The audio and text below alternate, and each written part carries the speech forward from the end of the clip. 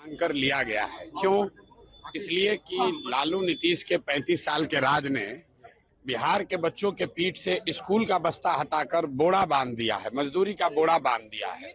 तो जन स्वराज की जो सोच है, बिहार के लोगों की गरीबी को खत्म करने का रास्ता है शिक्षा, यानी कि स्कूल का बस्ता। बिहार के लोगों के लिए रोजगार का रास्ता है स्कूल का बस्ता। बिहार में पलायन अगर रोकना है तो उसका रास्ता है स्कूल का बस्ता। इसीलिए जन स्वराज का चुनाव चिन्ह है स्कूल का बस्ता, क्योंकि पढ़ाई से ही लोगों का विकास हो सकता है, पढ़ाई से ही गरीबी दूर हो सकती है। जब तक सरस्वती नहीं आएंगी तब तक लक्ष्मी नहीं आ सकती हैं। ये तो हिंदू धर्म में हर जगह कहा गया है।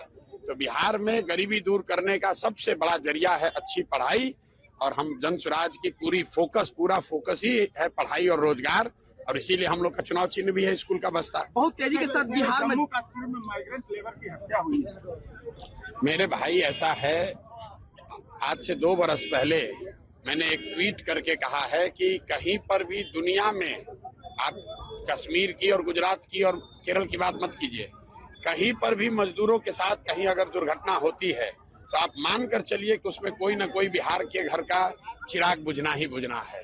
उसमें बिहार का कोई न कोई बच्चा सफर करेगा ही करेगा। यहाँ के नेता ये इतने बेवकूफ लोग हैं कि कहते हैं कि अगर बिहार का लोग नहीं रहेगा तो दिल्ली में कूड़ा करकट जमा हो जाएगा, दिल्ली में सफाई नहीं हो जाएगा, वहां व्यवस्था ठप हो जाएगा। मेरे भाई, दिल्ली में जाकर ठेला लगाना, दिल्ली में जाकर साफ सफाई की काम करना, वहां सड़क बनाना, ये कोई बहुत गौरव की बात नहीं है।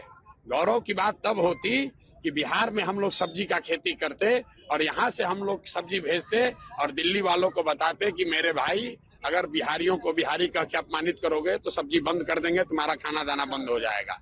तब तो गौरव की बात होती। हमारे बच्चे जाकर अगर दिल्ली के सड़कों पर, बॉम्बे के सड़कों पर सब्जी बेच रहे हैं, वहां की सफाई कर रहे हैं, तो ये गौरव की बात नहीं है, ये अफसोस की बात है। लेकिन जो नेताओं का बयान आता है कि हम लोगों से ही बॉम्बे चल रहा है, हम लोगों से ही दिल्ली की व्यवस्था चल रही है, बिहारी नहीं रहेगा तो काम ठप हो जाएगा, ये गौरव की बात नहीं है, ये नेताओं की मूर्खता को दिखाता है। और ये दिखाता है कि 30-35 साल में कैसे लालू नीतीश के राज में बिहार राज्य में पूरा राज्य अनपढ़ों का और मजदूरों का राज्य बन गया है।